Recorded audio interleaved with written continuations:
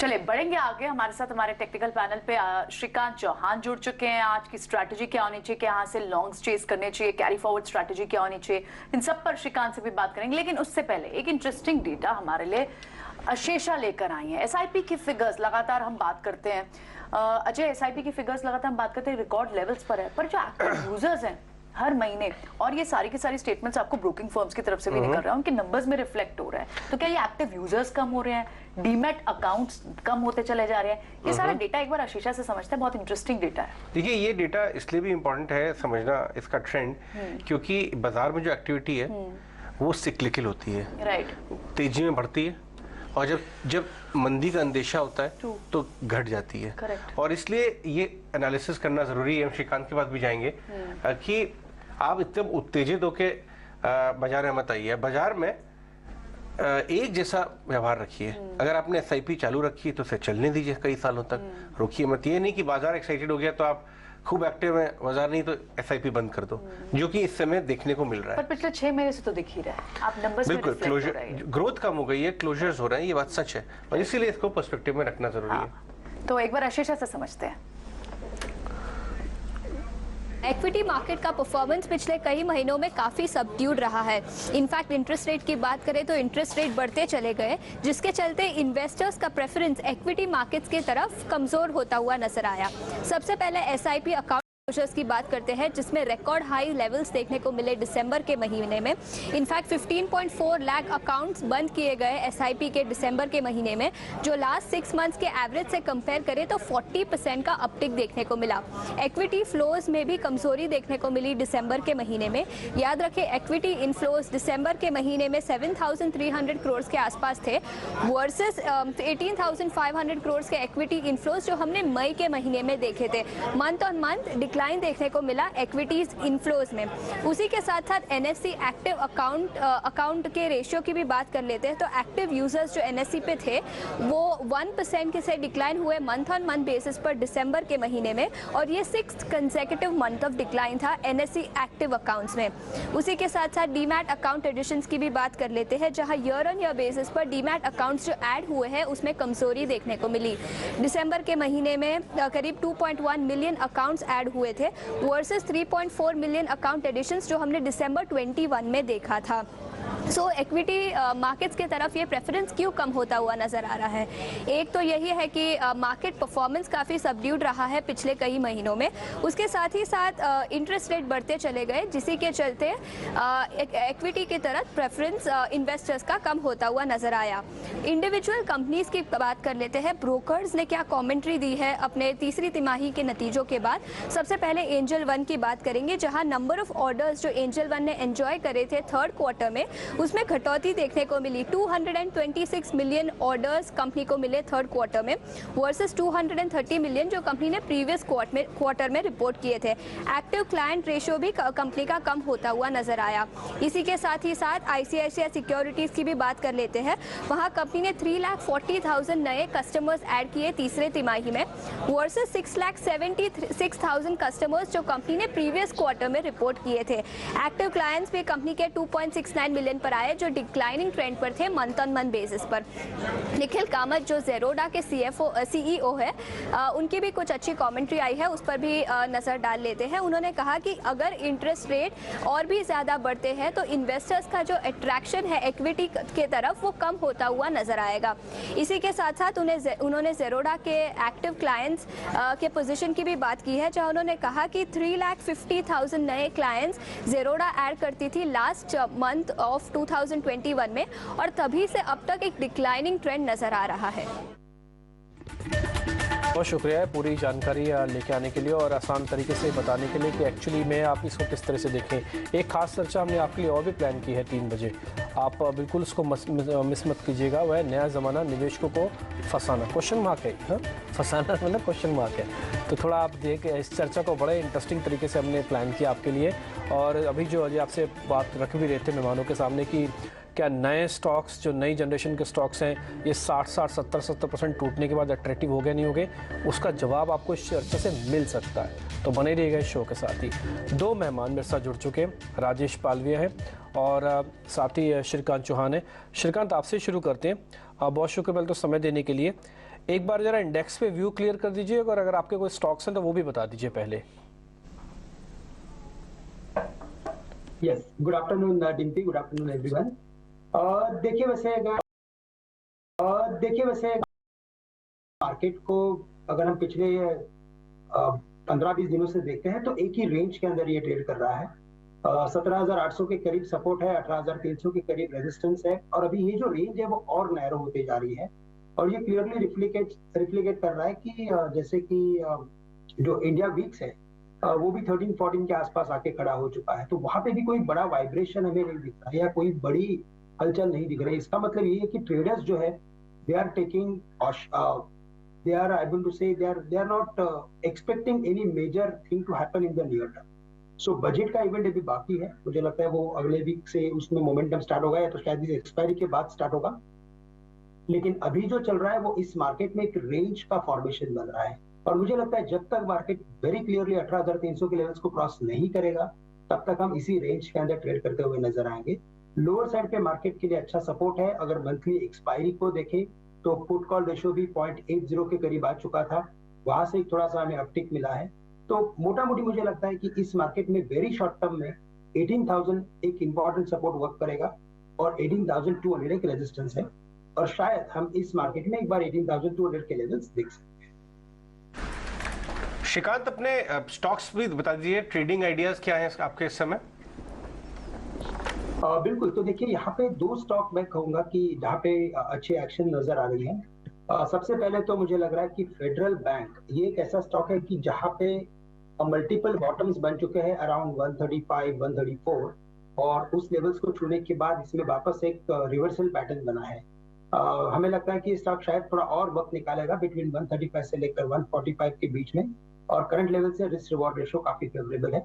तो current level से federal bank को लॉन्ग करें, स्टॉप लॉस रखे अराउंड 133 का, टारगेट रखे 145 के और इसी के साथ मुझे लगता है कि अगर इसके अलावा अगर किसी स्टॉक को देखना है तो कुछ मेटल स्टॉक्स में एक्टिविटी है। नो डाउट कि आईटी स्टॉक्स में हमने अच्छी खासी एक्टिविटी देखी है, लेकिन मुझे लगता है कि कुछ एक मेटल स्टॉक्स में भी एक्टिविटी बनेगी और बाद में हमें लगता है कि जिंदल स्टील एंड पावर ये एक ऐसा स्टॉक है कि जो मल्टीपल टाइम्स 610, 615 के करीब अटक रहा है, लेकिन इवेंचुअली लगता है कि ये क्रॉस करते हुए 630 के लेवल्स दिखा सकता है।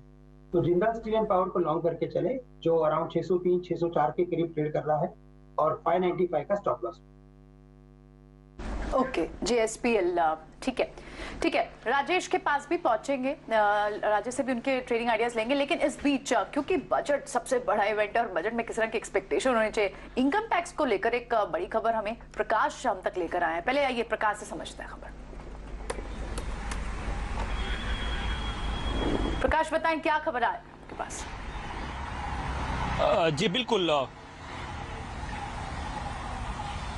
जी बिल्कुल, इनकम टैक्स स्लैब में बदलाव से संबंधित एक अहम जानकारी मिल रही है और सूत्र हमें बता रहे हैं कि आगामी बजट में इसमें कुछ बदलाव हो सकता है और खास करके जो नया इनकम टैक्स स्लैब जिसकी घोषणा वित्त वर्ष 2021 में की थी वित्त मंत्री ने, उसको ज्यादा आकर्षक बनाने पर फैसला हो सकता है क्योंकि नए स्लैब का जो स्ट्रक्चर है उसमें आपका जो टैक्स की राशि है वो कम है, लेकिन आपको किसी एग्जेम्पशन का फायदा नहीं मिलता है।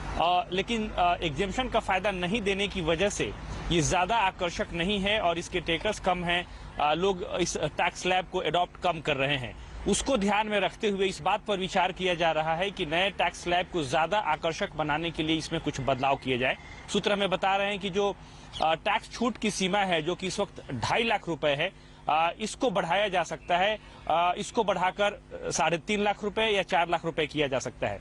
इसके अलावा अगर आप नए टैक्स स्लैब में नजर डालेंगे तो 12.5 लाख रुपए से 15 लाख रुपए तक की अगर आपकी आय है तो आपको 25% टैक्स देना पड़ता है और 10 लाख रुपए से 12.5 लाख रुपए तक की अगर आपकी आय है तो 20% टैक्स देना होता है। इन दोनों ही स्लैब में बदलाव करने पर विचार किया जा रहा है। इस बात की सिफारिशें भी की गई है और इस बात की मांग की जा रही है कि 20 लाख रुपए तक अगर आपकी आय हो तो नए टैक्स स्लैब में जो इनकम टैक्स की दर हो वो 20% ही रखा जाए ताकि ज्यादा से ज्यादा लोग जो है इसको अडॉप्ट करें। इसके पीछे की एक सोच ये भी है कि एग्जेम्पशन हटाने के बाद अगर आप दरों को कम करते हैं और एग्जेम्पशन लेने के साथ अगर लोग इसको अडॉप्ट करते हैं तो जो डॉक्यूमेंटेशन की प्रक्रिया है उससे भी राहत मिल सकती है। यानी कि अगर ज्यादा से ज्यादा लोग नए टैक्स स्लैब का चुनाव करेंगे तो जो कागजाती कार्रवाई है उससे भी राहत मिल सकती है। इसके अलावा अगर आप पुराने टैक्स स्लैब को देखेंगे तो ये अनुमान है कि करीब करीब 7.5 लाख रुपए तक की जो इनकम है वो कंप्लीटली टैक्स फ्री होती है, खासकर अगर आप एग्जेम्पशन को इसमें इंक्लूड कर लें। अगर आप सारे एग्जेम्पशन का फायदा लेते हैं तो 7.5 लाख रुपए तक की जो अगर आपकी आय है पुराने इनकम टैक्स स्लैब में वो कंप्लीटली टैक्स फ्री है। नए टैक्स स्लैब में अगर इसकी तुलना करते हैं तो उतना फायदा नहीं दिख रहा है। इसको ध्यान में रखते हुए विचार किया जा रहा है। उम्मीद ये की जा रही है कि आगामी बजट में इसकी घोषणा की जाए। ओके, ठीक है, बिल्कुल शुक्रिया आप प्रकाश ये जानकारी देने के लिए। बहुत इंटरेस्टिंग खबर है क्योंकि इसमें इंटरेस्ट बहुत होगा लोगों का। टैक्स स्लैब्स में चेंजेस हो सकते हैं, ठीक है, तो 20% तक का टैक्स लाने की विचार हो रही है, जो अभी 30% का टैक्स स्लैब है 15 लाख पर एनम की इनकम से। इनफैक्ट प्रकाश अगर हमारे साथ हैं तो मैं उनसे एक और बात पूछना चाहूंगा। प्रकाश, अगर आप ये जानकारी जो लेके आए हैं ये बहुत बड़ी एक तरह से बोनांजा हो जाएगा, क्योंकि ये पैसा जो है इन्वेस्टर ये सिटीजन्स के हाथ में छोड़ने वाली बात हो गई, और ये पैसा छोड़ेंगे तो कंजम्पशन बढ़ेगा, डिस्पोजेबल इनकम बढ़ेगी। तो बेसिकली आपके हिसाब से फाइनेंस मिनिस्ट्री की थिंकिंग क्या है इस तरह का डायरेक्शन में सोचने का या पॉलिसी को में बदलाव करने का? उनके पीछे का ऑब्जेक्टिव क्या नजर आता है आपको प्रकाश?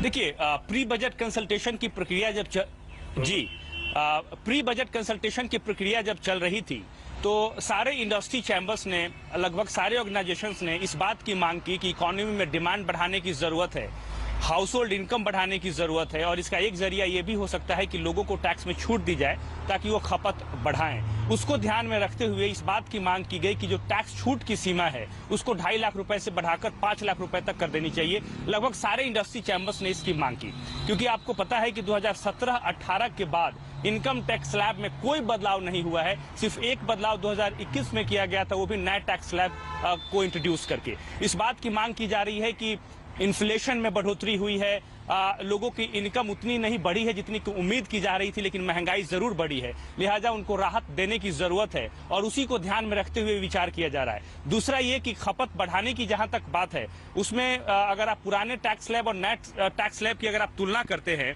तो नए टैक्स स्लैब की जो एडॉप्शन का दर है वो बेहद कम है। सरकार ने हालांकि आंकड़ों की घोषणा नहीं की है, लेकिन वित्त मंत्रालय के हमारे सोर्स ये बताते हैं कि जितनी उम्मीद की गई थी उतनी नहीं की जा रही है, क्योंकि सरकार को उम्मीद ये थी कि नए टैक्स स्लैब लाने के बाद खपत बढ़ाने में मदद मिले, क्योंकि यूथ कैटेगरी जो है वो सेविंग्स पर कम फोकस करता है, खर्चे पर ज्यादा फोकस करता है, लिहाजा उसको ध्यान में रखते हुए एग्जेम्पशंस हटा लिए गए, टैक्स की दर को कम कर दिया गया, लेकिन उसका फायदा नहीं हुआ। अब इस बात पर विचार किया जा रहा है कि क्या इन टैक्स की दरों को नए टैक्स स्लैब में और कम किया जाए, ताकि जो लोगों की जिनकी इनकम हो रही है और उनको खर्चे ज्यादा करने हैं उनके पास पैसे ज्यादा बचेंगे और वो खर्च कर सकते हैं। तो दो मकसद है। एक मकसद ये है कि कंजम्पशन बढ़ाई जाए, दूसरा मकसद ये है कि अगर एग्जेम्पशन वाले टैक्स स्लैब के छोड़कर विदाउट एग्जेम्पशन वाले टैक्स स्लैब की तरफ लोग आएंगे तो जो कागजाती कार्रवाई है और जो टैक्स चोरी की घटनाएं होती हैं उसको भी कम करने में मदद मिल सकती है। बहुत बढ़िया, बहुत ही अच्छी खबर।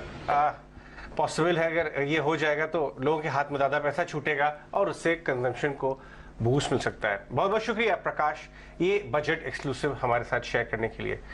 लोगों के हाथ में ज्यादा पैसा मिलेगा रहेगा तो लोग हो सकता है कि खाने की चीजें ज्यादा मंगाएं जोमेटो से, बट ये सारा चर्चा जो कंज्यूमर स्टॉक्स में बड़ा सा करेक्शन देखा है, ये एक चर्चा को उपज दे रहा है कि क्या इन स्टॉक्स को खरीदा जाए। निकुंज हमारे साथ स्टूडियोज में है इस स्पेशल चर्चा के लिए। निकुंज, आए दिन व्हाट्सएप ग्रुप्स पे और अदरवाइज ही बाजार में, ट्विटर पे सब पे बात हो रही है कि क्या अभी एक आकर्षक एरिया में आ गए या अभी भी ये नो टच जोन में, क्योंकि एक तरफ सेलिंग होती चली जा रही है बट कुछ फंड्स ने एक्शन भी शुरू कर दिया है इनमें।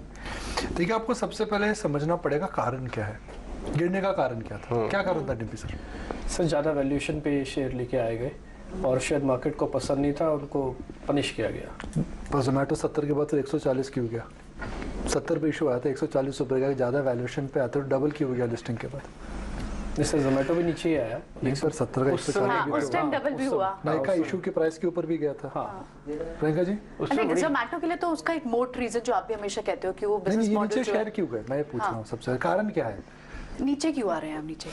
उनमें काफी Overvalue। एंकर की सेलिंग आई, एंकर सेलिंग से Anchor वो एक्सुबरेशन 1-1.5 महीने में टिका रहा, उसके बाद उतरता ही चला गया। देखिए हम एक ऐसे एरा से आ रहे थे जिसके अंदर कॉस्ट ऑफ कैपिटल जीरो हो चुकी थी। बिल्कुल।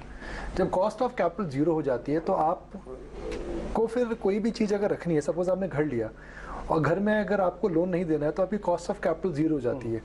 तो जब कॉस्ट ऑफ कैपिटल जीरो हो जाती है तो आप का जो रिस्क होता है, रिस्क एबिलिटी काफ़ी बढ़ जाती है। तो 2021-22 के अंदर जो कॉस्ट ऑफ कैपिटल थी ऑलमोस्ट जीरो के बराबर थी। कॉस्ट ऑफ कैपिटल इन्फ्लेशन की वजह से ऊपर हो गई। जब कॉस्ट ऑफ कैपिटल इन्फ्लेशन की वजह से ऊपर हो गई तो जितने भी ग्रोथ स्टॉक्स थे उनको आपने फंडामेंटली उनकी वैल्यूएशन चेंज कर दी। तो इनके अंदर जो गिरावट आई है वो एक ग्लोबल फिनोमिनन है। ओके अगर ग्लोबली भी आप देखें, फिनटेक को मार पड़ी है, कंज्यूमर टेक को बहुत मार पड़ी है, टेक्नोलॉजी स्टॉक्स को मार पड़ी है। तो globally because interest rates have gone higher, आप फ्यूचर वैल्यू जो देते हैं वो कॉस्ट ऑफ कैपिटल पे बेस्ड होती है, जो कि जीरो थी, अनलिमिटेड फ्यूचर वैल्यू आप दे रहे थे, वो चेंज हो गई। कॉस्ट ऑफ कैपिटल जब कम हुई तो जो लोग इन कंपनीज को पैसा दे रहे थे उन्होंने बोला भाई हमें अब इतना पैसा हम आपको दे नहीं सकते हैं।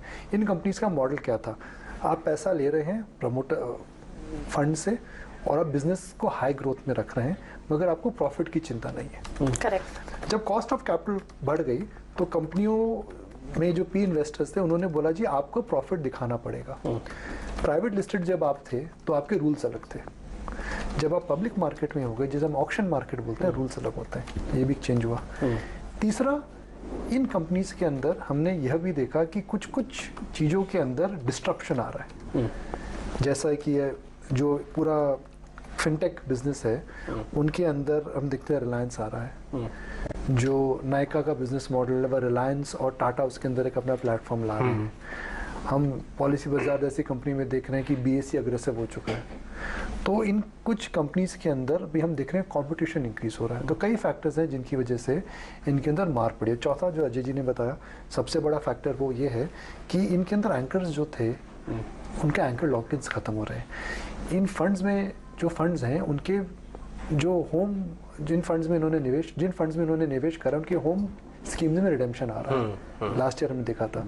तो ना चाह करके भी उनको इस समय बेचना पड़ रहा है। तो काफी फैक्टर्स थे। तो ये जो पाथ टू प्रॉफिट वाली बात हो रही है, यानी वो बिजनेसेस जो प्रॉफिटेबल हैं बाजार उन्हें वैल्यू देना चाहता है। इसी तरह की इनफैक्ट बात भी हुई थी, कुछ कई सारी ब्रोकिंग फर्म्स थी जो जोमेटो पर ये बात भी कह रहे हैं कि उनका लॉस तो कहीं ना कहीं कम हो रहा है, लेकिन उसके बाद भी उस पर एक्साइटमेंट नहीं आ पा रही है। उस स्टॉक वो लगातार अब भी गिर ही रहा है। स्टॉक 60-65 के बाद से भी 100 तक के लेवल्स की बात की गई, कई ब्रोकिंग फर्म्स ने लेवल्स दिए, और ये बहुत पुरानी बात नहीं है, अभी हार्डली 2-2.5 महीने पहले की बात होगी, लेकिन उसके बाद भी स्टॉक थम ही नहीं रहे हैं अब भी नीचे। तो क्या अब इन लेवल्स पर भी खरीदने का सोचना भी चाहिए? कोई आपको इन लेवल्स पर पसंद? हर कंपनीज को अलग अलग एक मैग्नीफाइंग ग्लास से देखना पड़ेगा। जोमेटो पॉलिसी बाजार का बिजनेस मॉडल अलग अलग है, पॉलिसी बाजार और नायका का बिजनेस मॉडल अलग अलग है, और पेटीएम का बिजनेस मॉडल एकदम हट करके है। तो rather than taking a view which is a very generalised view, यहाँ पर इस समय आपको कंपनी स्पेसिफिक व्यू लेना पड़ेगा। ओके, तो वो बताई दीजिए सर, फिर कौन सी कंपनी पे आपको ज़्यादा ठीक लग रहा है इस समय कि हाँ अब वैल्यूएशन भी जस्टिफाइड है, अब पनिशमेंट भी मिल चुकी है, अब वो लेवल भी अच्छे हैं, अब बिजनेस में कुछ फर्क भी दिखेगा?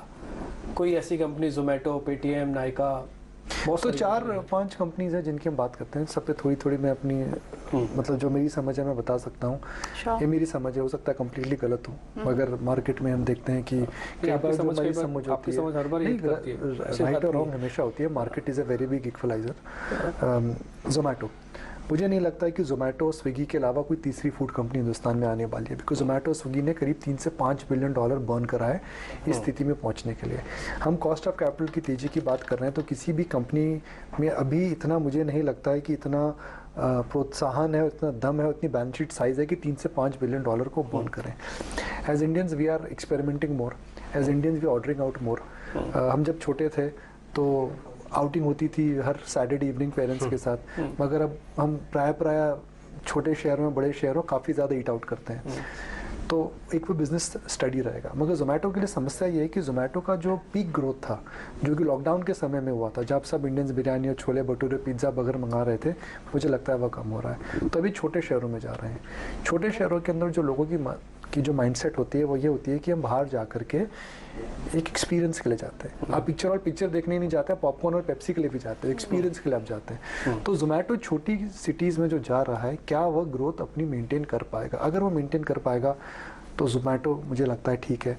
जोमेटो पहली कंपनी थी जिन्होंने मेरे हिसाब से 2 क्वार्टर पहले आकर के एक पाथ टू प्रॉफिटेबिलिटी की बात करी थी। पेटीएम और नायका ने नहीं करी, पेटीएम और पॉलिसी बाजार ने बाद में बात करी थी। तो जोमेटो में मेरी ये राय है। सर, पेटीएम को लेकर आपका क्या व्यू पॉइंट है? देखिए, पेटीएम के अंदर एक ओवरहैंग बहुत रहेगा, क्योंकि हम देख रहे हैं कि किस प्रकार से अलीबाबा और सॉफ्ट बैंक अभी बिकवाली कर रहे हैं। विजय शेखर साहब आए थे, उन्होंने कहा हमारे चैनल पे, जी हम जो पाथ टू प्रॉफिटेबिलिटी 1 क्वार्टर पहले पहुंच जाएंगे। मगर पेटीएम के बिजनेस में मुझे डिस्ट्रप्शन दिखता है, क्योंकि रिलायंस आ रहा है, उनकी जो क्रेडिट बिजनेस है 4.5% MDR है, क्या वो चैलेंज हो सकता है? और पेमेंट बिजनेस में वो पैसा बनाते हैं, मगर बहुत प्रॉफिटेबल बिजनेस नहीं है अभी उनके लिए। तो पेटीएम के अंदर तकनीकी तौर पे एक ओवरहैंग जरूर रहेगा। और वो कहता है ना, हिंदी में कहावत है कि दूध का जला छाछ फूक फूक करके पीता है। तो पेटीएम में यह इसलिए अप्लाई होती है कि लोग अब बोलेंगे जी भैया नंबर दिखाओ, नंबर आने दो, एनालाइज करने दो, हम फिर देंगे। तो अंग्रेजी में कहावत है, you should buy the rumour and sell the news. Paytm के अंदर मैं ये बोलूंगा, don't buy the rumour and wait for the news. हाँ, एक बार कंफर्मेशन हो जाए उसके बाद कोई अगर ये बिजनेस टर्न अराउंड कर रहा है तो अगले 3-4-5 साल के लिए बहुत हाई ग्रोथ बिजनेस है। तो अगर आपको यहाँ से बॉम्बे टर्मिनोलॉजी में चर्च गेट से अगर कांदीवली जाना है तो क्या फर्क पड़ता है? मरीन लाइन में हमने ट्रेन लिया, बैंड्रा में ट्रेन ली, पर पहले पता तो होना चाहिए ट्रेन की डायरेक्शन में जा रही है, सही ट्रेन में बैठ रहे हैं कि नहीं। पता चला आप डोंबिवली की ट्रेन में बैठ गए, तो ये बात भी सही है। और आपके फाइनेंशियल गोल्स जो हैं किसी और डायरेक्शन में चले गए। ओके निकुंज, बहुत शुक्रिया इन स्टॉक्स के बारे में डिस्कस करने के लिए। जितना इतना भाव नीचे आता जा रहा है, देखिए नायका में 125 का हो गया, तो और उतनी क्यूरोसिटी है इन्वेस्टर्स को कि क्या इस भाव में हम कुछ एक्टिविटी करें। तो ये सारी आप पूरी डिस्कशन आप एटीएन ऑफ स्वदेश के हैंडल पर दोबारा सुन सकते हैं, अगर आप कुछ मन बना रहे हैं इस सेक्टर में और कंज्यूमर टेक स्टॉक्स के अंदर एक्टिविटी करने का। लेकिन आगे चलते हैं, एक और बहुत इंपॉर्टेंट स्टॉक है, वो है अल्ट्राटेक। अल्ट्राटेक के रिजल्ट्स तो मिक्स्ड आए, लेकिन कमेंट्री में इतनी डराने वाली कमेंट्री निकल के आई अल्ट्राटेक में कि पूरा सीमेंट सेक्टर, अल्ट्राटेक जैसा इंडेक्स स्टॉक 5% 350 रुपये नीचे है, साथ में सारे दूसरे सेक्टर को भी लेके नीचे आ रहा है, सारे सीमेंट स्टॉक्स लेके आइए। सीमेंट लूजर्स का अगर आप पैक दिखाएं, और मैं राजेश और हमारे साथ श्रीकांत हैं, उनसे डिस्कस करना चाहूँगा कि सीमेंट स्टॉक्स में एक कमेंट्री आई जिसने कहा कि शायद प्राइसिंग जो है मजबूत नहीं है, एक प्लेयर जो है डिसरप्ट कर रहा है प्राइसिंग को। मैं आपको जल्दी से वो कमेंट्री सुनवा देता हूँ, उसके बाद आप बताइएगा श्रीकांत कि क्या ये फ्रेश शॉर्टिंग का एरिया बन गया है, क्योंकि माल सबके पास फिट है। लास्ट क्वार्टर के बाद से सबने लॉन्ग कर लिए क्रिएट, कैश स्टॉक्स में भी और एफएनओ में भी। तो अब क्या वो थोड़ी और गिरावट यहाँ से ही पॉसिबल है? मानसी आप बताइए, क्या बोला अल्ट्राटेक ने ऐसा कमेंट्री में? सीमेंट मेजर अल्ट्राटेक सीमेंट के नतीजे आने के बाद पूरे के पूरे सीमेंट सेक्टर का मूड माहौल मानो बिगड़ सा गया। और आज सीमेंट की दिग्गज कंपनियां जैसे कि Shri cement, UltraTech cement, Ambuja cement में हमने करीब 3 से 5% तक की गिरावट देखी, और पूरे तरह से समझ सकते हैं कि सीमेंट सेक्टर का मूड जो है वो खराब होता रहा। In fact UltraTech cement top loser था निफ्टी 50 कैटेगरी में। और वहीं सीमेंट सेक्टर के लिए ट्रेंड की अगर बात करें, सेंटिमेंट्स यहाँ से कमजोर होने के ही अनुमान जताए जा रहे हैं। फ्लैटिश रियलाइजेशन है जो कि पूरे सेक्टर के लिए एक डिसअपॉइंटिंग फैक्टर साबित हो सकता है। वहीं लार्ज मार्जिन कॉम्प्रेशन की भी एक्सपेक्टेशंस हैं। अगर एनालिस्ट रिपोर्ट की माने तो मार्जिन कॉम्प्रेशन पूरे सीमेंट सेक्टर के लिए ऑलमोस्ट 513% का ड्यूरिंग Q3 FY23 में दिख सकता है। तो क्लियरली मार्जिन्स में गिरावट का अनुमान है, जो कि सीमेंट सेक्टर के लिए एक अच्छा संकेत नहीं है। और मुनाफे के फ्रंट पर भी जानकारों का यही मानना है, एनालिस्ट रिपोर्ट्स का यही मानना है कि करीब 40% तक की गिरावट सीमेंट सेक्टर में नजर आ सकती है। तो मुनाफे के फ्रंट पर, मार्जिन्स के फ्रंट पर एक तकलीफ है। ओके, आगे बढ़ते हैं। राजेश बताइए, सीमेंट में ये जो शॉर्टिंग हुई है अल्ट्राटेक में, नीचे कहां तक जाने की उम्मीद है? और कोई और कैंडिडेट भी आपको लगता है क्या जो कमजोर दिख रहा है, जहां पे यहां से शॉर्ट करके पैसा कमाया जा सके? Good afternoon Ajay ji. तो अजय जी देखिए, अल्ट्राटेक सीमेंट में पिछले दिनों में हमने एक अच्छा रिकवरी का ट्रेड देखा, लेकिन जिस तरीके की सेलिंग अब यहाँ पे बनी है 7,000 के लेवल को भी अब इसने डिसाइसिवली ब्रेक डाउन दिया है। तो हमें लगता है कि यहाँ पे जो नियर टर्म सेटअप के हिसाब से यहाँ पे वीकनेस जरूर आई है। स्टॉक अगर अब कंटिन्यू बेसिस पे 69 60 के नीचे रहेगा तो फर्दर यहाँ पे डाउनसाइड एक्सटेंड होते हुए दिख सकती है टुवर्ड्स 6700 की तरफ। तो हमें लगता है यहाँ से 100 से 150 रुपए का डाउन मूव यहाँ पे देखने को मिल सकता है फर्दर और यहाँ पे ट्रेडिंग सेशंस में। तो 69 60 लेवल इंपॉर्टेंट रहेगा, जब तक उसके ऊपर नहीं आता तो यहाँ प्रेशर तो बनेगा। सेम अगर सीमेंट में देखें तो एसीसी का स्ट्रक्चर भी वीक हो चला है। यहाँ पे देखें तो 20 डे मूविंग एवरेज के आसपास से वापस से यहाँ पे रेजिस्टेंस बने और वहीं से स्टॉक ने एक करेक्शन डिस्प्ले किया और स्टॉक ने अपने प्रीवियस स्विंग लो को भी यहाँ पे ब्रेक डाउन करते हुए दिखा है। एसीसी का भी अगर हम सेटअप देखें तो एसीसी में जब तक अभी स्टॉक 2360 के ऊपर सस्टेन नहीं होता है, यहाँ पे भी सप्लाई थोड़ा देखने को मिल सकता है। डाउन साइड में इसकी जो नेक्स्ट टारगेट बन सकते हैं वो 2270 2260 की तरफ आते हुए दिख सकते हैं। ओके, ऑल राइट, ठीक है। सो ये तो अल्ट्राटेक सीमेंट के आप चार्ट पर एक रिएक्शन दे रहे हैं, ठीक है। लेकिन दूसरे कुछ और स्टॉक्स की भी बात कर लेते हैं। मारुति के भी आज नंबर्स आने हैं और एक्सिस बैंक के आज नंबर्स आने हैं और मारुति के भी नंबर्स आने हैं। पहले एक प्रीव्यू समझ लेते हैं कि किस तरह के नंबर्स एक्सपेक्ट करने चाहिए। सृष्टि हमारे साथ है, मारुति के नंबर्स पर क्या स्ट्रीट एक्सपेक्ट कर रहा है ये बताने के लिए। सृष्टि से पहले समझते हैं, बताएं सृष्टि। मारुति सुजुकी के इस बार नंबर्स पे आने से पहले हम आपको वॉल्यूम्स का प्रदर्शन बता देते हैं कि तीसरी तिमाही में किस तरीके के वॉल्यूम्स देखने को मिले। तो साल दर साल तो एक बढ़त थी ही, पर कंपनी का चिप शॉर्टेज की दिक्कतें थी, साथ ही साथ प्लांट मेंटेनेंस के लिए शटडाउन भी हुआ था। इसके चलते इनके वॉल्यूम्स पे असर देखने को मिला और तिमाही दर तिमाही 10% की इनके वॉल्यूम्स में गिरावट देखने को मिली। और ठीक इसी तरीके का परफॉर्मेंस आप इनके सभी फ्रंटलाइन नंबर्स पे भी आते हुए देखेंगे, जहां साल दर साल तो ग्रोथ देखने को मिलेगी पर तिमाही दर तिमाही हम एक डिक्लाइन की उम्मीद कर रहे हैं। सबसे पहले इनकी टॉप लाइन की बात करें तो यहाँ पे 9.5% की गिरावट हमारी उम्मीद है कि तिमाही दर तिमाही कंपनी दिखा सकती है। 27,162 करोड़ हमारा अनुमान है। इसके अलावा इबिदा के फ्रंट पे लगभग 4.5% की गिरावट की हम उम्मीद कर रहे हैं 2647 करोड़ पे। मार्जिन के फिगर पे अगर आए तो यहाँ पे तिमाही दर तिमाही की एक्सपेंशन हो सकता है, मामूली से 40 बेसिस पॉइंट्स की हम बढ़त की उम्मीद कर रहे हैं और 9.7% हमारी उम्मीद है। पर क्वार्टर ऑन क्वार्टर बेसिस पे मार्जिन में थोड़ा सा बढ़ोतरी भी आ सकती है मारुति के नंबर्स के अंदर। एक बार शेयर को भी चेक कर लेते हैं, तो एक रेंज में ही, इसमें 10-12 दिन का ट्रेड आप देखेंगे तो एक रेंज के अंदर है। श्रीकांत एक बार जरा चेक करना मारुति सुजुकी का शेयर, कई बार ना भाव बता देता है कि किस तरह के नंबर आ सकते हैं। ये इन्फोसिस में भी दिख रहा था, ये रिलायंस में भी काफी हद तक दिख रहा था। जरा आप देख के बताइए तो मारुति के अंदर आपको क्या नोटिस हो रहा है।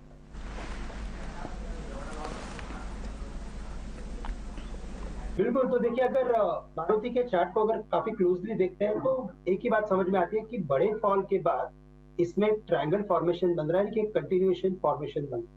और अगर आज के जो लोज है, अगर इसे अगर कल के दिन में यानी कि रिजल्ट के बाद अगर ये स्टॉक अगर ब्रेक कर देता है तो इसमें हम बड़ी गिरावट देख सकते हैं, जो वापस स्टॉक को एक बार 8050 8100 के करीब लेके जा सकती है। तो काफी बड़ा गैप है। और अभी 2 या 3 दिन पहले हमने एक अच्छी रैली देखी थी स्टॉक में, लेकिन अगेन 8500 8550 पे वो रुक गया है। मोस्ट ऑफ द टाइम दिन की हमने देखा है कि बजट के पहले हम मारुति जैसे कंपनी में या टू व्हीलर्स जो होते हैं जहाँ पे अगर कुछ टैक्स में अगर कुछ कटौती अगर आती है तो उसका बेनिफिट रूरल साइड पे जाता है या तो रिटेलर्स के पास जाता है और उसका बेनिफिट फिर फाइनली इवेंचुअली ऑटो में दिखता है। इस बार का वो ट्रेंड अभी तक मिसिंग है मारुति के लिए, स्पेशली टू व्हीलर्स में थोड़ी एक्टिविटी हम देख रहे हैं लेकिन मारुति के लिए मिसिंग है। तो आज के रिजल्ट्स के बाद अगर स्टॉक आज के लोस को यानी कि 8350 को अगर ब्रेक करता है तो हमें हमारे लॉन्ग पोजीशंस में से एग्जिट होना है। कह रहे हैं अगर यहाँ से 8350 से एग्जिट नीचे गिरता है तो लॉन्ग पोजीशन से अभी फिलहाल आप एग्जिट करेंगे, ठीक है, alright.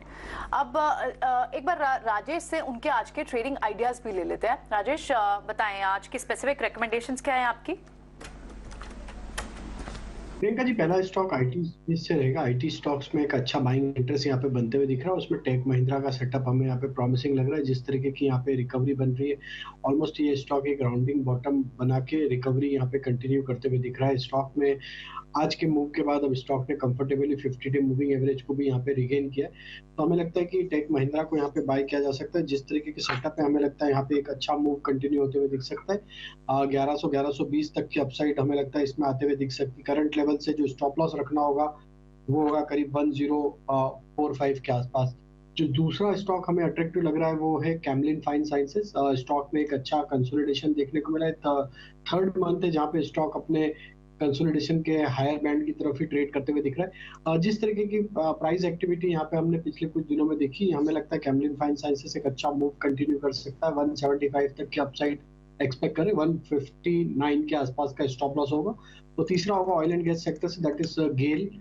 Strong price action weekly chart पे देखेंगे अगर इसको, तो हम एक अप स्लोपिंग चैनल में ये स्टॉक ट्रेवल करते हुए दिख रहा है। जिस तरीके के प्राइस फॉर्मेशन बने हमें लग रहा है ये स्टॉक में एक अच्छा मोमेंटम यहाँ पे आगे आने वाले दिनों में देखने को मिल सकता है। 112 तक की अपसाइड के टारगेट हमें लगता है गेल यहाँ पे डिस्प्ले करते हुए दिख सकता है। 98 का स्टॉप लॉस होगा।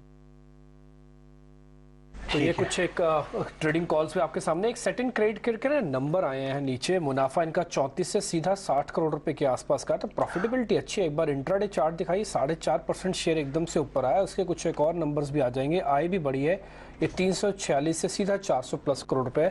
सेट इन क्रेडिट के एक बार श्रीकांत जल्दी से चेक करेंगे, ये कैश का शेयर है, 4.5% ऊपर है।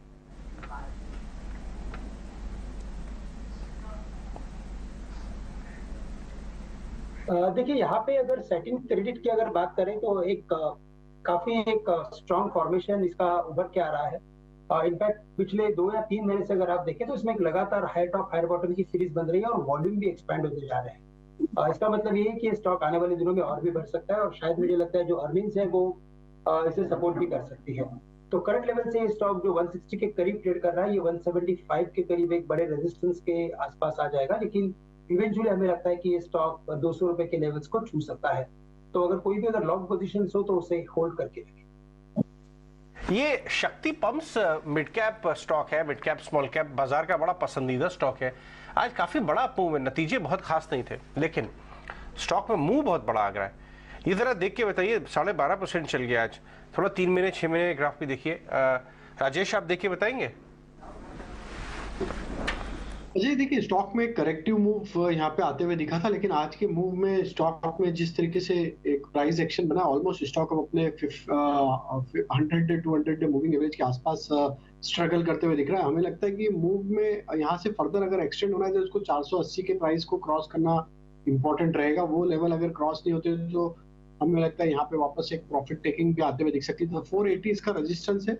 ऑलमोस्ट 473 के आसपास के आज के हाई बना है और वहां से थोड़ा एक डिप भी वापस आते हुए दिखा ड्यूरिंग द डे। तो नेक्स्ट इसका हडल 480-81 के आसपास है। वो लेवल क्रॉस होंगे तो नेक्स्ट टारगेट 520 की तरफ बनेगा। बट टिल नाउ हमें लगता है कि अगर जिन्होंने लोअर साइड पे लिया है थोड़ा पार्शियल प्रॉफिट बुकिंग 480 के आसपास करें। वो एक इसके लिए टफ जोन है क्रॉस करने के लिए। अगर पार्शियल प्रॉफिट बुक करेंगे और ब्रेकआउट भी होता है तो वहां पे हमें लगता है कि जो पार्ट पोजीशन आप ओपन रखेंगे उसमें गेन मिल सकते हैं, लेकिन अभी टाइमिंग के लिए हम सजेस्ट करेंगे 480 के आसपास प्रॉफिट बुक करें। ओके, पार्शियल प्रॉफिट बुक करने की आप सजेशन दे रहे हैं, ठीक है। लेकिन एक बार आप पूजा से आज समझते हैं खबर क्या खबर है, खबर कहाँ, कौन डीलिंग रूम में क्या इस वक्त खबरें गर्म है, कौन से स्टॉक पर चर्चाएं चल रही हैं। आइए पूजा लेकर आई हमारे कुछ इंटरेस्टिंग डेटा।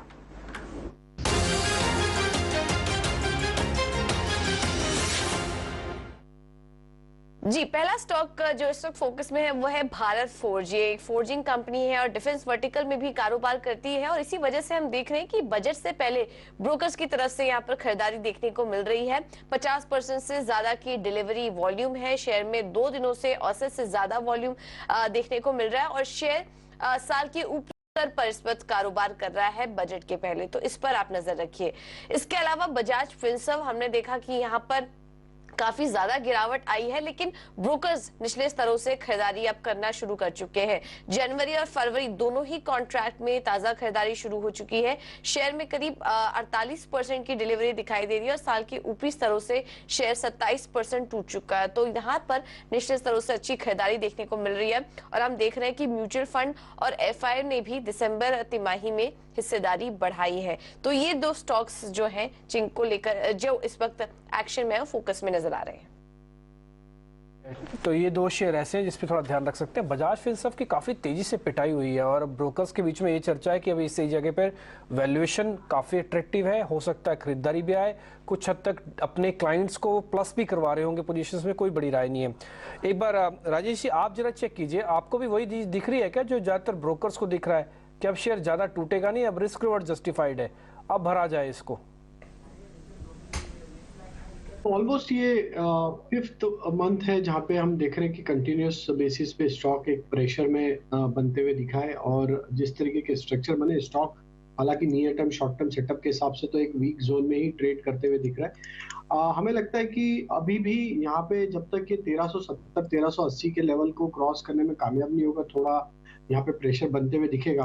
हालांकि काफी बड़े करेक्शन हो चुके हैं और अब हम एक्सपायरी वीक में हैं, तो अब मेजर जो डिसीजन लेना है वो हमें लगता है रोल ओवर एक्टिविटी में समझ में आएगा किस तरीके से यहाँ पे सौदे नेक्स्ट सीरीज की तरफ यहाँ पे रोल होते हुए दिख रहे हैं। फर्दर यस जरूर यहाँ पे एक ओवरसोल्ड ट्रेजेक्टरी में जरूर नियर टर्म सेटअप के हिसाब से स्टॉक ट्रेड कर रहा है, तो शॉर्ट करने के लिए तो अब यहाँ रिस्क टू रिवॉर्ड अब यहाँ पे फेवरेबल नहीं है।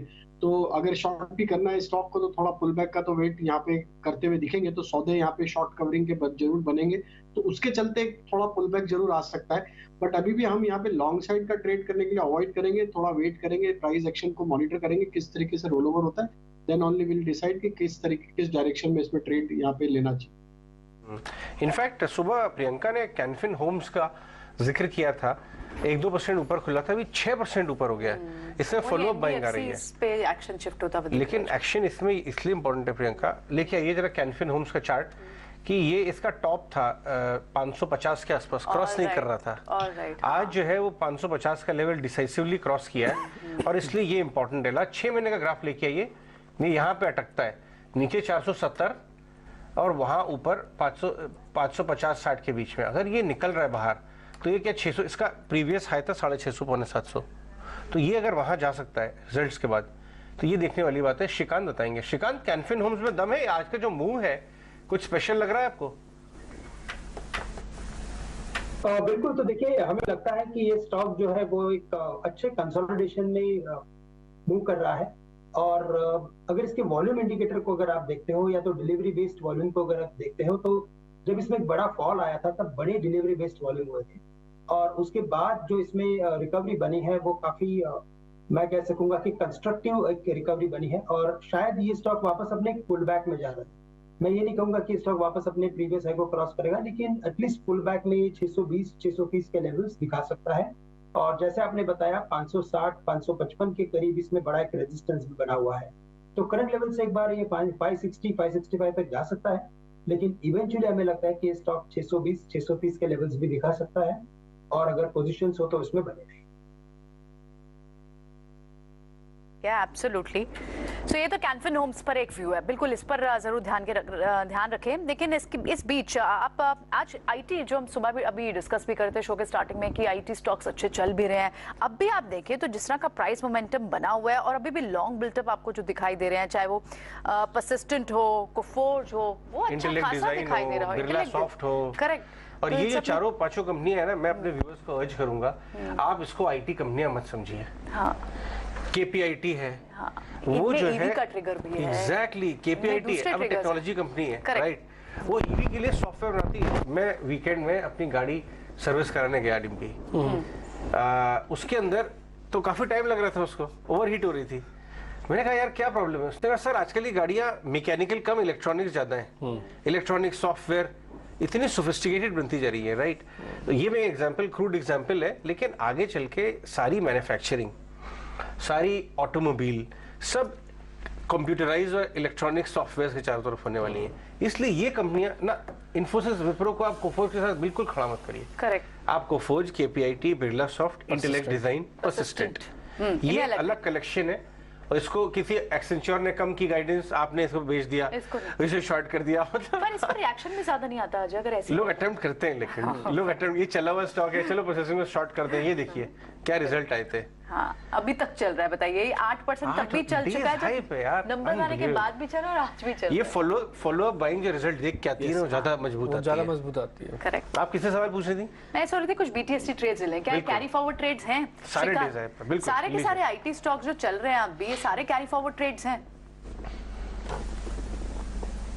श्रीकांत, देखिए बिल्कुल अगर मिड कैप आईटी की अगर बात करें तो मुझे लगता है कि बिल्कुल यहाँ पे एक इंटरेस्टिंग बाइंग या तो आ रही है या तो अट्रैक्ट कर रही है सभी स्टॉक्स, और परसिस्टेंट स्पेशली अगर आप देखें या कोफोर्ज या एम्फेसिस, बीएफएल, इन सभी के फॉर्मेशन अगर आप देखें तो इन सभी में डबल बॉटम फॉर्मेशन बना था और उसके बाद की रिकवरी बनी है।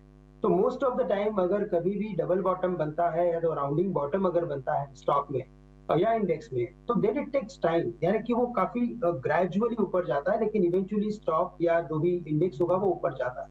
तो हमें लगता है कि इन सभी स्टॉक्स में मोमेंटम बिल्कुल है लेकिन परसिस्टेंट अभी काफी चल चुका है। करंट लेवल से मुझे लगता है कि कोफोर्ज में भी हमने काफी बड़ी एक्टिविटी देख ली है। अब यहाँ से अगर कोई स्टॉक है जहाँ पे मोमेंटम और बन सकता है वो है कोफोर्ज, जो तकरीबन 2060 के करीब ट्रेड कर रहा है। ये भी स्टॉक हमें लगता है कि अपने डबल बॉटम को वैलिडेट करने के लिए 2150 के लेवल्स दिखा सकता है। तो करंट लेवल से कोफोर्ज को लॉन्ग करें और यहाँ पे हम स्टॉप लॉस रख सकते हैं अराउंड 2000 के करीब। यार इस बीच बजट से ठीक पहले कुछ ऐसी स्टोरीज आती हैं जो सीधा सीधा पॉलिसी बेस्ड होती है। उसमें एक पावर एक बड़ा सेक्टर है जिसको सरकार बहुत तरीके से रिफॉर्म्स करना चाहती है। ट्रांसमिशन सेक्टर के लिए एक बड़े ऐलान हो सकते हैं। सूत्रों के वाले से खबर मिल रही है कि करीब 25,000 करोड़ रुपए की लागत वाले लद्दाख से हरियाणा ट्रांसमिशन लाइन को हरी झंडी भी मिल सकती है। इसकी पूरी जानकारी मेरे सहयोगी प्रकाश के पास है। आइए उनसे कनेक्ट करते हैं वापस और समझते हैं। प्रकाश जरा बताएं आप।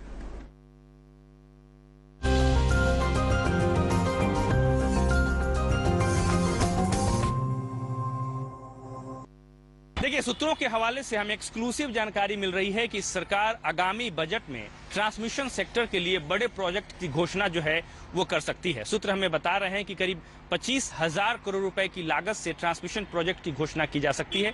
दरअसल लद्दाख टू हरियाणा जो ट्रांसमिशन प्रोजेक्ट है, जो कि रिन्यूएबल एनर्जी के एविक्यूएशन के लिए जिसकी योजना तैयार की जा रही थी कुछ समय से, उसकी घोषणा आगामी बजट में की जा सकती है। इसकी जो क्षमता होगी वो करीब 10,000 मेगावाट रिन्यूएबल एनर्जी के इवैक्यूएशन की होगी। साथ ही साथ इस प्रोजेक्ट के तहत बैटरी स्टोरेज सिस्टम भी डेवलप किया जाएगा जिसकी कैपेसिटी जो होगी वो 12 गीगावाट आवर की होगी ताकि round the clock renewable energy की सप्लाई जो है वो की जा सके। पावर मिनिस्ट्री ने ये प्रस्ताव जो है वित्त मंत्रालय को भेजी है। साथ ही साथ पीजीसीआईएल को ये प्रोजेक्ट जो है नॉमिनेट किया गया है, खासकर अवार्ड किया गया है नॉमिनेशन बेसिस पे सिक्योरिटी कंसर्न को देखते हुए। सूत्र हमें बता रहे हैं कि ये जो Ladakh to Haryana transmission project है वो ट्रांसमिशन सेक्टर के लिए जो ओवरऑल रोड मैप तैयार किया गया है 2030 तक, वो इसी का हिस्सा है। और बजट में इस पूरे रोड मैप की घोषणा की जा सकती है ताकि 2030 तक 500 गीगावाट रिन्यूएबल एनर्जी का जो इवैक्यूएशन हो कैसे होगा उसकी रूपरेखा तैयार की जाएगी। जैसा कि आपको पता है कि सीईए ने पहले ही ये रोड मैप तैयार कर लिया है और लोकेशन की पहचान कर ली है जिसके तहत अगले 8 सालों में ट्रांसमिशन प्रोजेक्ट्स जो हैं वो अवार्ड किए जाएंगे। ठीक है, तो ये प्रकाश आपको अहम खबर दे रहे थे। 4 ही मिनट रह गए मार्केट बंद होने में, इसलिए फटाफट से पता कर लेते हैं कि आईएक्स और पावर ग्रिड दोनों को जरा एक बार चेक कर लो। राजेश जी जरा जल्दी से चेक कीजिएगा। तो पावर ग्रिड अट्रैक्टिव है, थर्ड वीक है जहाँ पे एक स्ट्रेंथ यहाँ पे बनते हुए दिखी। तो पावर ग्रिड में पोजीशन अगर लॉन्ग साइड का है तो कैरी कर सकते हैं। यहाँ पे हमें लगता है नेक्स्ट टारगेट 234 की तरफ बढ़ते हुए दिख सकता है। स्टॉप लॉस करंट लेवल से 221 के आसपास होगा। आईएक्स में अभी भी कमजोरी है, रिकवरी जरूर आ रही है लोअर साइड से ओवरसोल्ड जोन से, बट अभी भी वो रिकवरी इतनी सफिशिएंटली 145 के बाद ही इसमें मेजर शॉर्ट कवरिंग या अच्छा बाइंग का ट्रैक्शन तभी हमें लगता है आते हुए दिख सकता है। अभी टाइमिंग के लिए आईएक्स को अभी अवॉइड करेंगे जब तक 145 का प्राइस क्रॉस नहीं हो। ओके ठीक है, दोनों स्टॉक से आपको रिकमेंडेशन मिल गई है। मैंने आईएक्स इसलिए पूछा क्योंकि आईएक्स एक्चुअली एक प्लेटफॉर्म स्टॉक है। आगे चल के अगर बिजली का आदान प्रदान एक जगह से दूसरी जगह पर होना तो प्लेटफॉर्म के जरिए ही होगा। उसके लिए आईएक्स भारत सरकार की तरफ से बिजली का प्लेटफॉर्म है। इसलिए ग्रिड वाली कंपनी, ट्रांसमिशन वाली कंपनी से जब भी खबर आए तो आईएक्स का उसका इनडायरेक्टली बेनिफिट ज़रूर आता है। आज शेयर 2-2.5% ऊपर है। काफ़ी हद तक इसने डैमेज कंट्रोल किया है पिछले 3 से 4 दिन में। आगे बढ़ते हैं, कुछ एक और शेयर्स की तरफ आ जाते हैं जहां पर आज थोड़ा मूवमेंट आपको देखने को मिल रहा है, या फिर ये कहें थोड़ा फास्ट मूवमेंट भी देखने को मिल रहा है। कैनफिन होम्स के बारे में तो चर्चा हुई है। अच्छा सर, रिलायंस इंडस्ट्रीज पे अभी कितना और मूवमेंट मिलेगा? श्रीकांत एक बार जरा आप चेक करेंगे। रिलायंस इंडस्ट्रीज ये प्री नंबर भी देखा और पोस्ट नंबर भी यही है, तो प्री नंबर भी यही है। अभी कुछ होगा कि नहीं होगा sir? Pre number post number same rate? In fact आज के दिन में इसमें एक अच्छा खासा एक रिवर्सल फॉर्मेशन बना था, लेकिन अगेन जैसे ही मार्केट गिरने लगा सबसे पहले यही स्टॉक गिरा और अपने ऑलमोस्ट प्रीवियस लो के काफी नजदीक आ चुका है। एंटायर फॉर्मेशन को देखिए तो एक रेंज के अंदर है और मुझे नहीं लगता कि जब तक ये स्टॉक डिसिसिवली 2500 के लेवल्स को क्रॉस करेगा तब तक हमें लगता है कि स्टॉक में एक वीकनेस बनी रहेगी और एक बार हम शायद 2330 तक के लेवल्स देख सकते हैं, यानी कि 100 रुपए की और कमजोरी भी इसमें बन सकती है। एक इंपॉर्टेंट सपोर्ट्स के करीब है, लेकिन ओवरऑल फॉर्मेशन और बायस दिखा रहा है कि ये स्टॉक थोड़ा और वीक हो सकता है। तो करंट लेवल से मुझे लगता है कि अगर इसमें कोई लॉन्ग पोजीशन हो तो स्टॉप लॉस रखे अराउंड 2400 के करीब। जी एक बार वेदांता BTST, वेदांता को करें BTST कर सकते हैं। डीपी जी यहाँ पे मेटल स्पेस में एक स्ट्रेंथ बनी हुई है तो वेदांता 323 के स्टॉप लॉस से वेदांता को BTST किया जा सकता है। अपसाइड में 336 338 तक की अपसाइड यहाँ पे आते हुए दिख सकती है। वाला जो आपने ढूंढ रखा हो, जो आपको ठीक लग रहा हो। तो डिम्पी जी टाटा एलेक्सी पे फोकस किया जा सकता है। काफी स्ट्रॉन्ग ब्रेकआउट मिला है आज के सेशन में। हमें लगता है टाटा एलेक्सी में नेक्स्ट टारगेट 6800 की तरफ आते हुए दिखेगा। स्टॉप लॉस होगा 65-60 के आसपास। दूसरा स्टॉक है चेन्नई पेट्रो का। काफी स्ट्रॉन्ग प्राइस एक्शन बना है आज के सेशन में। ओवरऑल स्ट्रक्चर स्टॉक का स्ट्रेंथ यहाँ पे दिखा रहा है, तो हमें लगता है चेन्नई पेट्रो को यहाँ पे बाय किया जा सकता है। अपसाइड के टारगेट आना चाहिए 245-248 तक के। स्टॉप लॉस होगा 233 का। % आप BTST करवाए तो बड़ी हिम्मत है सर आप में। हम जैसे लोग तो सोच ही नहीं पाते कि 4% 5% book the profit next day देखा जाएगा। लेकिन आपकी बात बिल्कुल ठीक है, अगर ट्रेड ग्रिप में आ जाए तो फिर छोड़ना क्यों, फिर तो पूरा प्रॉफिट निकाल के ही बाहर इससे निकलो। ठीक है सर, सीधा आप क्लोजिंग की तरफ हम बढ़ रहे हैं और प्रियंका के पास चलते हैं। वो आपको स्क्रीन से बताएंगे कि इस समय की क्लोजिंग कैसी हो रही है। प्रियंका बताएं आप।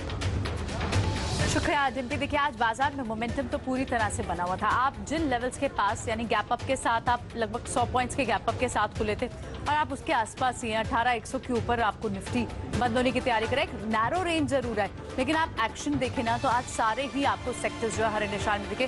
सिर्फ आप थोड़े एक आध रियल एस्टेट स्पेस या फिर मीडिया से स्पेसेस को छोड़ दें, उसके अलावा आपको सारे स्पेसेस में अच्छा मूव दिखा। यस, कुछ ना कुछ सेंटिमेंटल इफेक्ट आपको smaller pockets like cement pocket से देखने को मिला, जहां पर डाउनसाइड जरूर दिखा, जहां थोड़ा गिरावट जरूर दिखी थी। लेकिन ओवरऑल अगर हम एक एक करके इंडेक्स के वाइज बात करने की कोशिश करें तो पहले अगर आप निफ्टी की बात करें तो उनमें टॉप गेनर्स कौन सा है? HUL के नंबर्स के बाद रॉयल्टी वाले एक कंपोनेंट, और इनफैक्ट आपको याद होगा एशियन पेंट्स के नंबर के बाद ही HUL पर एक दबाव बनना शुरू हो गया था। आज HUL one of the top gainers में है। लगभग 2% की एक टेक्निकल बाउंस बैक भी दिख रहा है। क्लैरिटी भी रॉयल्टी को लेकर आई और उसके बाद आप देखेंगे स्टॉक लगभग 2% तेजी के साथ है। इनफैक्ट आज फार्मा स्पेस में भी आप तेजी देख रहे हैं। आप सन फार्मा की बात करें, सिप्ला की बात करें, लार्ज कैप्स में जो स्टॉक्स हैं इनमें आपको अच्छी मूव दिख रही है। IT काउंटर्स लगातार आज 8वां दिन है जब परफॉर्म कर रहे हैं। अभी थोड़ी देर पहले हम डिटेल में डिस्कस भी कर रहे थे। टेक महिंद्रा भी one of the top 5 counters में आता है। UPL में लगातार टेक्निकल बाउंस अच्छा बना हुआ है। आज तीसरा दिन होगा जब UPL मूव कर रहा है और आज भी आप देख रहे हैं UPL में आज बढ़त है।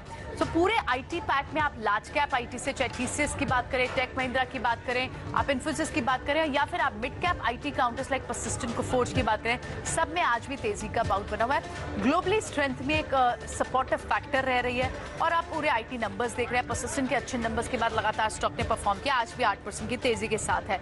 ऑन द लूजर साइड क्योंकि अल्ट्राटेक सीमेंट ने कहीं ना कहीं मूड बिगाड़ा पूरे सीमेंट स्पेस के लिए, जब मैनेजमेंट ने ये गाइडेंस दी कि वो आगे प्राइस हाइक नहीं लेंगे। लगातार कई प्राइस हाइक्स सीमेंट स्पेस लेता रहा है और सीमेंट स्पेस काफी चला भी है, लेकिन ये गाइडेंस बाजार को मैनेजमेंट की पसंद नहीं आई। अल्ट्राटेक भी पिटा और साथ ही सारे सीमेंट पैक पे आपको इसका हैंगओवर दिखाई दिया। ग्रासिम भी दूसरा बड़ा लूजर था। उसके अलावा आप दूसरे स्टॉक्स की बात करें, दूसरी पॉकेट्स की, तो आज थोड़ा पावर स्पेस में आपको NTPC जैसे काउंटर्स में प्रॉफिट बुकिंग देख रही है। LNT अच्छा खासा मूव दिखा चुका है, इनफैक्ट 2300 तरफ बढ़ गया था, लेकिन आज थोड़ी प्रॉफिट बुकिंग वहां पर भी देखने को मिल रही है। काफी चला है पीछे के दिनों में। सो ये मेजर काउंटर्स आपको इंडेक्स पर दिख रहे हैं और आप अगर एडवांस डिक्लाइन रेशियो भी देखें तो ऑलमोस्ट 45 to 55 तक का रेशियो दिख रहा है। बुलिश बेट से यहाँ से एक्सपर्ट्स एंटिसिपेट कर रहे हैं क्योंकि हम 18100 के यानी अपर रेंज पर ही क्लोज होते हुए दिखाई दे रहा है, लेकिन रेंज 18200 क्रॉस होगी उसके बाद बाजार में एक प्री बजट रैली या फिर एक तेजी एंटिसिपेट कर सकते हैं। तो इन टोटलिटी उसी रेंज के बीच जरूर काम कर रहा है बाजार, लेकिन at the same time stock specific earning based action काफी ज्यादा देखने को मिल रहा है। और बैंक्स ने आज फिर से आप देखेंगे तो बड़ी तेजी बनाए रखी, 350-400 की आपको दिन भर में आपको तेजी मेंटेन रही, जिसमें आज एक्सिस बैंक के नंबर्स भी आने हैं पोस्ट द मार्केट्स। तो चाहे कोटक बैंक हो, इंडसइंड हो, HDFC बैंक हो, जिससे बड़ा सपोर्ट मिल रहा है। हालांकि एक्सिस बैंक अभी फ्लैट जरूर बंद हो रहा है नंबर्स से पहले, लेकिन बैंक स्ट्रॉन्ग है, IT परफॉर्म कर रहा है, ऑटोज ने अच्छा कमबैक किया है, और साथ ही मेटल्स का सपोर्ट जो मिल रहा है। पूरा रिस्क ऑन एनवायरनमेंट इस वक्त आपको बाजारों में दिखाई दे रहा है। सो ओवरऑल एक बुलिश सेंटिमेंट के साथ हम बंद हो रहे हैं। देखना होगा एक्सिस बैंक के नंबर्स आज कैसे आते हैं, और आज पहला हफ्ते का पहला दिन होगा जब ग्लोबल मार्केट से भी न्यूज दिखेगी, और कल उस पर हम एक्टिविटी पर उनकी उस एक्शन पर रिएक्ट करेंगे।